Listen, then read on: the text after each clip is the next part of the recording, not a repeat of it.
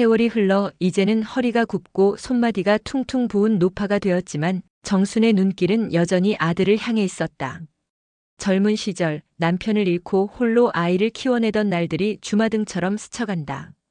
장터에서 하루 종일 일하고 밤에는 새벽까지 손바느질을 하며 번 돈.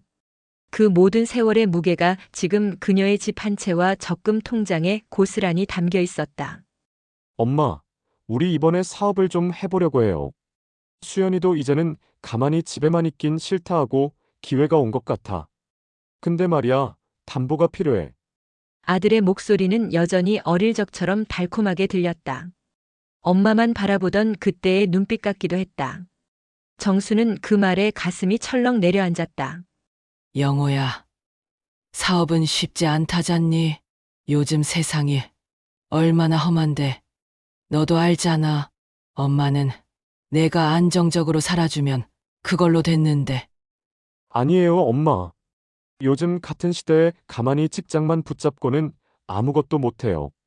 이 기회 놓치면 우리 평생 후회할지도 몰라요. 엄마 집만 담보로 잡으면 은행에서 대출도 쉽게 나오니까 한 번만 도와줘요. 엄마도 아들이 잘 되는 거 보면서 편히 사는 거 원하잖아요? 그 말에 정수는 아무 대꾸도 할 수 없었다. 며느리 수연이 곁에서 눈을 내리깔며 따라붙는다. 어머니, 저희 정말 큰 욕심 부리는 거 아니에요. 남들처럼 한 번쯤은 도전해보고 싶어요. 지금 아니면 평생 못할지도 몰라요. 어머니가 저희 믿어주시면 절대로 실망 안 시켜드릴게요. 정순의 가슴은 흔들렸다. 평생을 자신을 위해선 단 한 푼도 아끼며 살았지만 아들의 눈빛 앞에서는 언제나 무너졌다. 내 집은 얘 아버지 돌아가신 뒤로 내가 온몸으로 지켜낸 집이다. 그 집이 없으면 나는 갈 데가 없다. 영호야, 내가 알잖아. 알아요, 엄마. 그래서 더 부탁드리는 거예요. 엄마가 평생 모아온 집, 그거 결국은 제 거잖아요. 언젠가 제게 물려줄 거라면 지금 당장 저희한테 주시는 게 뭐가 달라요? 엄마, 저희 잘 되면 엄마 호강시켜 드릴게요. 순간 정순의 눈가가 젖어들었다.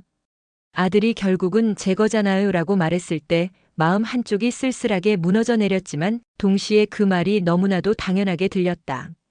결국 이 모든 건 아들을 위해 버틴 인생이 아니던가. 정수는 밤새 뒤척였다. 남편의 영정을 바라보며 속으로 중얼거린다. 여보, 내가 이래도 되는 걸까? 당신이 남기고 간 이 집마저도 내가 애비 없는 자식 잘 키워보겠다고 지켜냈는데 지금 와서 이걸 내어줘야 하는 걸까? 하지만 영호가 저렇게 바라는데 어쩌면 마지막 기회일지도 모르지. 새벽녘 결국 정수는 결심했다. 등본과 집문서를 꺼내들며 떨리는 손으로 아들에게 건넨다. 영호야, 가져가거라. 엄마는 내가 잘 되길 바라니까 이 집 내가 꼭 지켜야 한다. 알겠니? 아들은 문서를 받아들며 활짝 웃었다. 고마워요, 엄마. 진짜 후회 안 하게 해드릴게요. 어머니 믿으세요. 이제 우리 인생 달라질 거예요. 그날 밤 정수는 모처럼 마음이 가벼웠다. 아들을 도왔다는 생각에 마음 한편이 뿌듯하기까지 했다. 하지만 그녀는 알지 못했다. 그 결심이 자신을 파멸로 끌어내릴 줄은. 몇 달이 흐른 뒤 정순의 집안 공기는 변해 있었다. 아들이 집을 담보로 시작했던 사업은 생각처럼 풀리지 않았다. 투자자들은 빠져나가고 거래처는 줄줄이 끊겼다. 하루가 다르게 돈은 빠져나갔고 수연의 표정은 점점 굳어갔다. 영호 씨, 대체 언제까지 이렇게 손 놓고 있을 거야? 어머니가 집 내주셨으면 최소한 보탬이라도 돼야 하는데 오히려 빚만 늘어가잖아. 당신은 책임감이라는 게 있어? 거실에 앉아있던 정수는 그 말을 듣는 순간 심장이 철렁 내려앉았다. 아들은 힘없이 대꾸했다. 나도 어떻게든 해보려고 했잖아. 사람 믿은 게 잘못이지. 처음부터 이렇게 될 줄 알았으면 시작도 안 했어. 수연은 목소리를 높였다. 그럼 애초에 어머니 집은 왜 담보로 잡았어? 당신이 내게 뭐라고 했는지. 기억 안 나? 이번만 성공하면 어머니 모시고 해외여행도 보내드린다면서. 그런데 지금은 빚쟁이들이 문 앞까지 들이닥치는 꼴이잖아. 정수는 더 이상 참을 수 없었다. 얘들아, 사업이라는 게 다 그렇지 않니? 누구든 실패할 수 있는 거다. 내가 내어준 건 기꺼이 내어준 거고, 그걸로 너희를 원망할 생각은 없다. 다만 수연아, 내 말이 너무 매섭다. 내가 내 아들까지 몰아붙이면 영호가 더 힘들지 않겠니? 그러자 수연은 차갑게 눈길을 돌렸다. 어머니, 저는 현실을 말하는 거예요. 제가 이렇게까지 말하지 않으면 이 집안은 그냥 무너지는 거예요. 전 아직 젊고 제 인생도 걸려 있어요. 솔직히 어머니가 그 집을 내주지 않았으면 저희도 이렇게까지 망하지는 않았을지도 몰라요. 순간 정순의 눈빛이 흔들렸다. 뭐라고 했니? 지금? 내가 잘못했다고. 너희 부탁을 들어준 게 내 죄라는 거냐? 아들은 두 손으로 머리를 감싸주며 중재하려 애썼다. 그만해, 제발. 수연아, 엄마한테 그럴 말 아니야. 엄마는 우리 도와주려고 한 건데. 그러나 수연은 멈추지 않았다. 도와주려 했다면 결과라도 있어야죠. 어머니도 알잖아요. 세상 그렇게 만만하지 않다는 거. 결국은 다 잘못된 선택이었어요. 전 더 이상 이렇게 살고 싶지 않아요. 정수는 입술이 바짝 말라붙었다. 머릿속에서 남편의 영정이 떠오르고 자신이 어떤 세월을 살아냈는지 스쳐갔다. 장터에서 쓰러져도 일어나 돈을 벌던 날들, 오로지 아들 하나 잘 되라고 참고 또 참던 세월. 그런데 이제 돌아오는 말은 어머니 때문에 망했다는 차가운 비난뿐이었다. 그날 밤 방 안에 홀로 앉은 정수는 속으로 중얼거렸다. 여보, 내가 괜한 짓을 한 걸까? 내가 아들 앞길을 막은 걸까? 아니면 내가 너무 믿은 걸까? 이 늙은 몸으로 이제 어디로 가야 한단 말이냐? 창밖에는 빗방울이 떨어지고 있었다. 그 빗소리는 마치 그녀의 가슴 속에서 흘러내리는 눈물과도 같았다.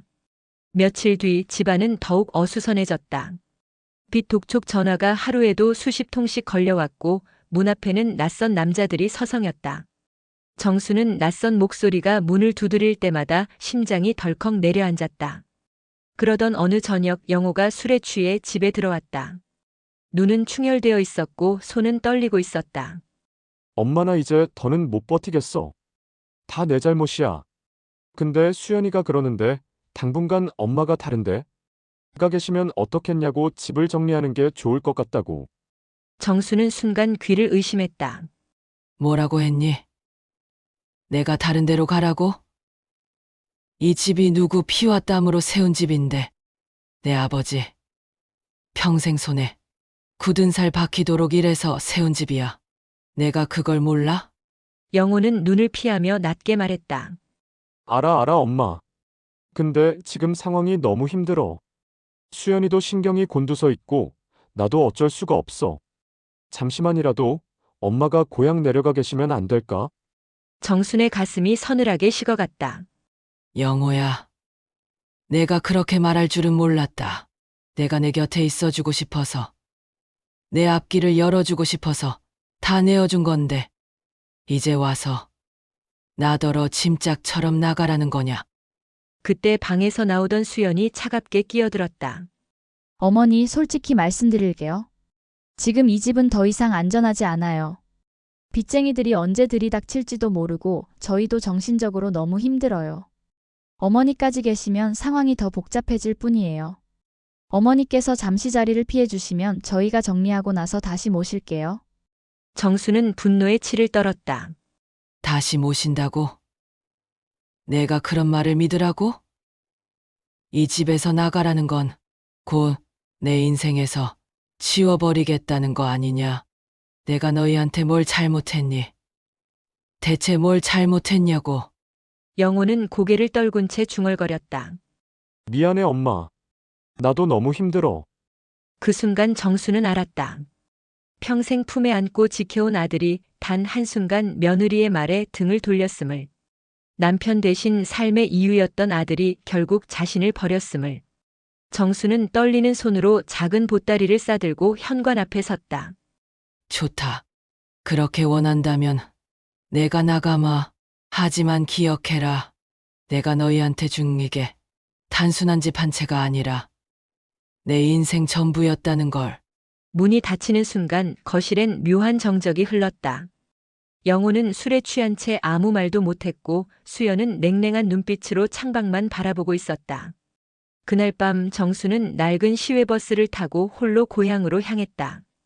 차창에 부딪히는 빗방울이 그녀의 눈물과 겹쳐 흐르고 있었다. 버스는 밤새 어둠을 가르며 달려갔다.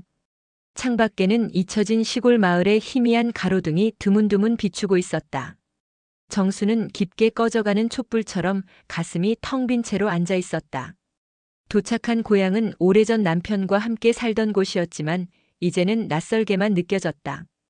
허물어진 담벼락, 잡초로 덮인 마당, 창호지 너머로 스며드는 바람까지 모든 게 세월에 잠식된 흔적뿐이었다. 여기가 내 남은 인생을 살아야 할 곳인가? 정수는 손에 남은 작은 보따리를 풀며 혼잣말을 했다. 안에는 낡은 옷 몇 벌과 사진 몇 장뿐이었다. 사진 속 젊은 영호의 웃음을 보자 가슴이 저려왔다. 어릴 땐 그렇게도 나만 찾던 애가 지금은 내 눈빛조차 피하는구나. 며칠 동안 그녀는 고향집에서 쓸쓸히 지냈다. 밥상 위엔 김치와 된장국뿐, 말을 나눌 사람도 없었다. 낮이면 마을 사람들이 수군거렸다. 저 집 아들이 서울에서 돈 다 말아먹고 어머니 쫓아냈다더라. 세상에 저렇게 헌신한 부모가 어쩌다 저 꼴을 보나. 정수는 그 말이 가시처럼 마음에 박혔다. 밤이면 잠을 이루지 못하고 거친 숨을 몰아쉬었다. 눈가에 맺힌 눈물이 베개를 적셨다. 내가 잘못한 걸까? 내가 아들을 너무 믿은 죄밖에 없는데 왜 이렇게까지 당해야 하지? 그러던 어느 날 고향 친구였던 옥분이 찾아왔다. 정순아, 내 소식 들었어. 어떻게 그런 일이 내가 평생 아들 왜 희생했는데 이렇게 당하다니. 근데 가만히 있으면 안 돼. 세상에 다 내어주고 쫓겨나는 게 어디 있니? 법이라는 게 있잖아. 내 권리 찾아야지. 정수는 처음엔 고개를 저었다. 이 나이에 무슨 힘이 있겠니? 그냥 조용히 눈 감을 날만 기다려야지. 하지만 옥분은 단호했다. 아니야. 내가 조용히 사라지면 내 아들 내외는 평생 내 희생 위에 웃고 살 거야. 내가 마지막으로라도 너 스스로를 지켜야 해. 그 말이 정순의 마음을 흔들었다. 밤새 잠을 이루지 못한 그녀는 새벽녘 마당에 홀로 서 있었다. 하늘엔 별빛 하나 보이지 않았지만 가슴 속에는 묘한 불씨가 타올랐다. 그래, 그냥 당하며 죽을 순 없다. 내가 줬던 모든 걸 다시 돌려받을 방법이 분명히 있을 거야. 내가 약하게만 살아온 게 죄라면 이제부터라도 강해져야지.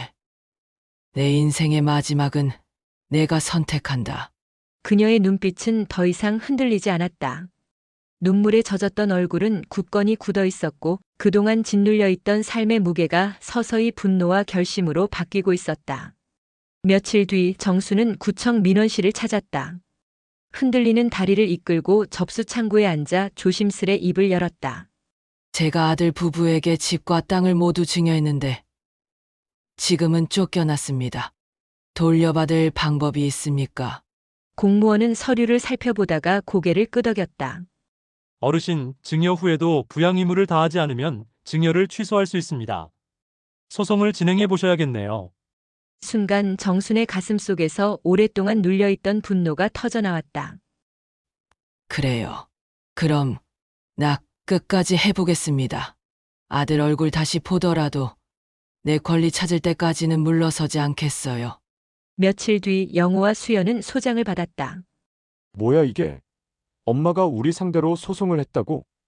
영호는 얼굴이 하얗게 질렸다. 수연은 차갑게 웃었다. 에이, 저 연세에 뭘 할 수 있다고. 그냥 겁만 주는 거야. 그러나 법정에 선 정순의 모습은 달라져 있었다. 오랜 세월 구부정했던 등이 꼿꼿이 서 있었고 목소리에는 단호함이 담겨 있었다. 저는 제 아들에게 모든 것을 내어줬습니다. 그러나 돌아온 건 무시와 쫓겨남 뿐이었습니다. 평생 키운 아들을 믿은 제 잘못도 있겠지요. 하지만 제가 내어준 인생까지 짓밟을 순 없습니다. 저는 제 권리를 찾고자 합니다. 판사의 눈빛이 흔들렸고 방청석에 앉아있던 몇몇은 눈시울을 붉혔다. 결국 법원은 정순의 손을 들어주었다. 증여는 취소되었고 집과 땅은 다시 그녀의 소유로 돌아왔다. 그날 밤 텅 빈 집에 홀로 앉아있던 정순은 깊은 숨을 내쉬었다. 이제야 조금은 편히 눈을 감을 수 있겠구나. 영호는 그제야 어머니 집 앞을 찾아왔다. 문 앞에 무릎 꿇고 울부짖었다. 엄마 내가 잘못했어. 수연 말만 듣고 내가 너무 바보였어. 한 번만 용서해줘. 정수는 창문 너머로 그 모습을 바라보다가 차갑게 눈을 감았다. 용서는 마음 속에서 이미 했단다. 하지만 다시는 예전처럼 살 순 없지. 내가 선택한 길이니까. 그 말은 들리지 않았지만 영호의 흐느낌은 밤새 멈추지 않았다. 며칠 뒤 정수는 마당에 앉아 따스한 햇살을 받으며 혼잣말을 했다. 평생 키운 아들이었지만 결국 며느리 한마디에 등을 돌린 게 운명이었을까. 그래도 마지막에라도 내 삶을 지킬 수 있었으니 그것으로 족하다.